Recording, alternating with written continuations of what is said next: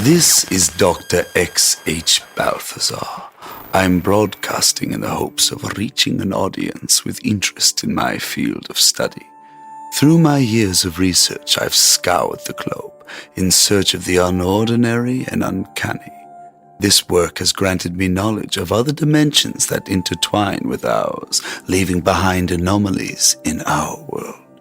Some of you may call what I find myths, folklore, or even urban legends, but I can assure you that they are nothing of the sort. Not convinced? Well, let's see what sort of recollections we can scare up together. Here's one you might be familiar with. Therianthropy, known by most as shapeshifting. This ancient ability allows us humans to morph into other creatures of their choosing. Sometimes there can be other humans. As I was investigating these supernatural humans, I came across a young man at a Texas diner who claimed to have a run-in with a more terrifying and malicious spawn of that breed. I've recorded the interview in its entirety for later review, which I share with you now. This is Dr. Balthazar. I'm recording this interview on October 28th, 1956, at the Old South Pancake House in Fort Worth, Texas. Can you state your full name for me? It's, Alex Ogletree. Do you need my birthday and address?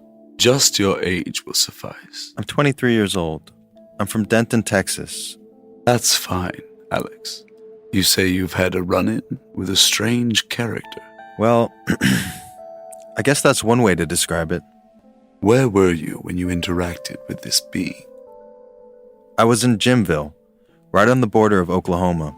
Alone? No, two of my teammates were with me, Darren and Evan. We were on the football team together. I see. Darren had invited me and Evan up there for the weekend. Nothing crazy, we just wanted to have a weekend with the boys. We'd drink a few beers, fish a little, maybe even shoot something too. It was going to be great. And your parents were fine with the three of you being all alone? Darren's dad left the beer there for us to finish, and Evan has free range to do whatever. What about your parents? It's just me and my mom. I mean, she was open to the idea, but I don't know. What do you mean? I don't know. She was very serious about the whole thing. Like dead serious about us being careful. She said to look out for bears, but it didn't seem like she was really talking about the bears, you know? It's hard to tell your kids the truth, so she let you go. The next day we were off. Everything was fine until we got there. I don't know, but it was like right as we got there, we just all felt uneasy. Must have been the place because we were really out in the boonies. We were the only house in a 5-mile radius. That was probably it. When did things start to take off that night? Well, we got settled in and then pretty much started the party right then. We broke open the case, started pounding them. We weren't even thinking about water at the time. We were just drinking until it got dark and then we kept drinking. All of a sudden, Evan tells everyone to quiet down. Says he heard something outside. I asked if it was the wind, but he wasn't fooling around. What was the sound? It's all right. Take your time. It's cool. I don't really know how to describe it. It was like a weird snore, like someone trying to impersonate a human snarling. It just blended into the background noise, but once Darren pointed it out... What happened after that? Darren was outside with his gun. Evan and I were looking out of the windows. You couldn't see anything that wasn't under a light. It was pitch black. Then Darren screamed and bam! He fired off a shot. We look at him and he's got this smoking gun aimed out towards the darkness. He says, a big fucking guy. Like bigger than us. And we're big guys too, like Darren's around 6'4", 6'5". Evan was a little shorter, but he had mass. Was he able to hit the target? No, he missed. I see. Can you describe this person in more detail? According to Darren, he was about 7 feet tall, pale skin like he'd never been in the sun his entire life, and matted down hair. How was he reacting to your presence? Did he seem frightened at all? We can pick this up at a later time. No, I just want to get this over with. To answer your question, he was manic. Darren said it was like he had never seen another person before in his entire life. After that, Darren slammed the door shut. We decided we'd take turns watching because it didn't seem like he was going to leave us alone. So Darren took the first watch. I was second. What time was this? Geez, I don't know, maybe 4 a.m.? Well, that's when he came back. I had forgotten I could drink water instead of beer, but I don't think my nerves would have let me. The amount of alcohol you digested doesn't give me much confidence this story is real. I wasn't hammered. I know my limits. I was wired. I wasn't slurring and I wasn't falling over, all right? If you say so. Please, continue. Like I said, it was around 4 a.m. when the thing came back. I had Darren's gun in my lap when I heard the weird snarl that thing made. I know this might sound foolish, but could you recreate the noise it made? It will help my investigation further. I don't know, just imagine a human trying to imitate a dog when he's riled up. It was strange, like... Continue. I got up to investigate. I tried to say something to wake my friends, but I couldn't. No words would come out. All I could do was watch. Then it appeared in front of me.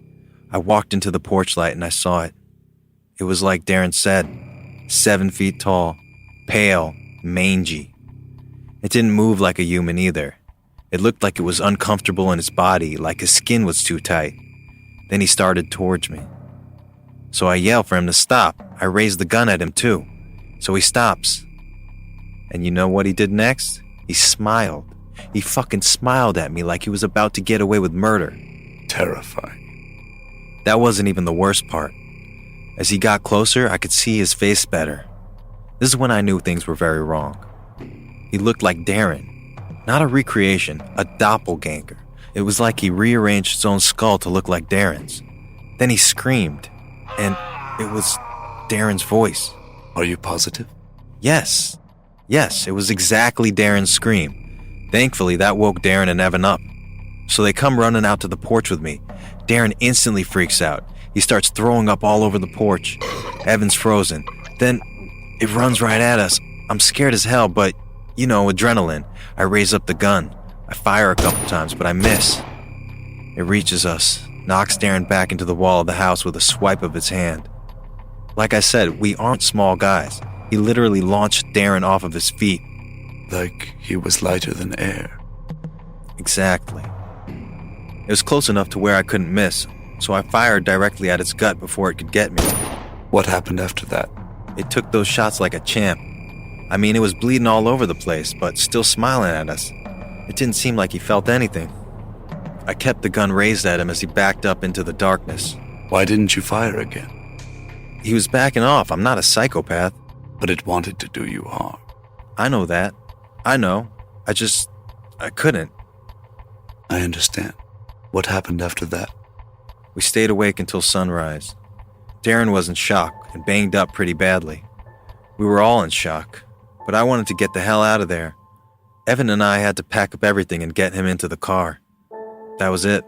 Did he say anything? Was he like that the whole ride home? By the end, he had snapped out of it a little. He kept asking why it chose him over and over again. I was behind the wheel and getting agitated, so I pull over and yell at him that we don't know either. I don't think I should have been so hard on him, but tensions were high. I see. Have you been in contact with any of them since the incident? I speak to Evan every once in a while, but I haven't heard from Darren. He's been shut up in a psych ward. For other reasons. It wasn't just the incident that night. Mm-hmm.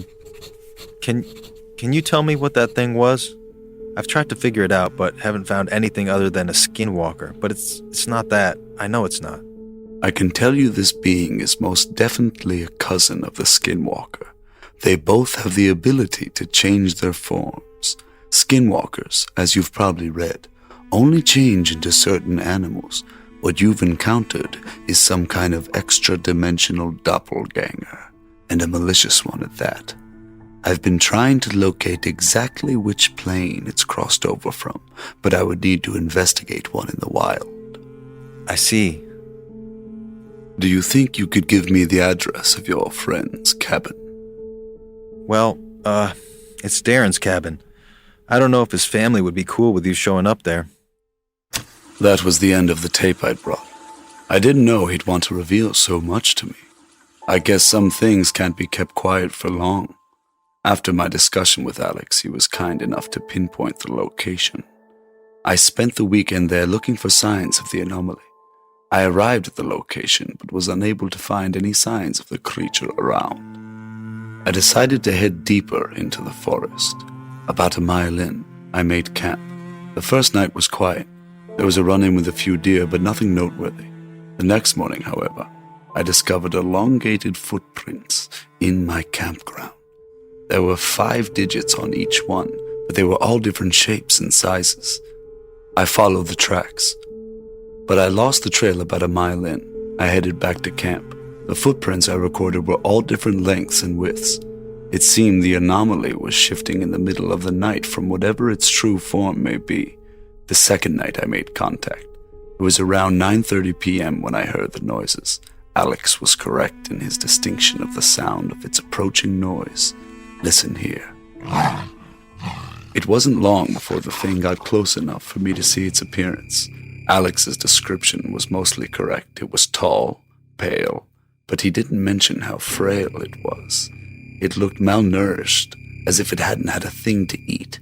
I called out to the creature to get a response, but it was no use. The creature just stood there watching me. All the while, muscles in its face were twitching. I couldn't see exactly what it was doing, but I had anticipated the outcome. About 3 minutes of this interaction, it took a step forward. It had my face, yet its body remained the same. As it came into the fire's light, I noticed how its muscles moved. They pulsated and twitched, both growing and shrinking as if he was made of gelatin. As the creature approached, I made my stand. It charged at me. I pulled out a firearm and aimed. I was able to hit it 3 times in the frontal lobe. He fell at my feet. The muscles stopped twitching. However, he had my same face. I've taken photos of the dead creature. There was no video footage due to Shapeshifter unnatural perception of surveillance. It's a preternatural gift these creatures have that allows them to go undetected. I took samples from the creature, but I was forced to leave the body behind. When I drove my truck back, the body had disappeared. Only a few droplets of blood remained. That's all I can relay to you for now. When I know, you will too. This is Dr. X.H. Balthazar signing off. Goodbye and good night.